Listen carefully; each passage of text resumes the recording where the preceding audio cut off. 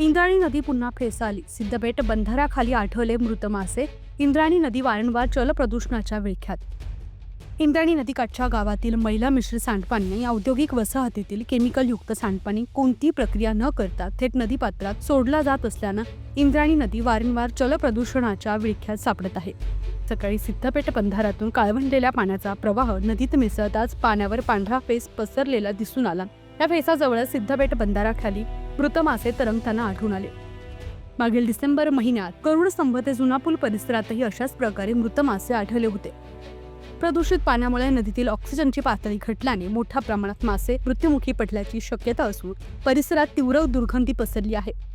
एकीकडे देवस्थान एकादशीच्या पार्श्वभूमीवर इंद्रायणी नदी संवर्धनासाठी महाआरतीचं आयोजन केलं जात असताना दुसरीकडे वाढतं जलप्रदूषण प्रशासनाच्या दुर्लक्षावर प्रश्नचिन्ह निर्माण करत आहे. स्थानिक नागरिक आणि ठाकर बांधवांनी केमिकलयुक्त सांडपाणी थांबवण्यासाठी महाराष्ट्र प्रदूषण नियंत्रण मंडळानं तातडीनं कठोर कारवाई करावी अशी जोरदार मागणी केली आहे. पुणे तसेच पिंपरी चिंचवड परिसरातील महत्त्वाच्या बातम्या पाहण्यासाठी आजच आमच्या डिजिटल PCMC न्यूज चॅनलला सबस्क्राईब करा आणि बेल आयकॉन प्रेस करा.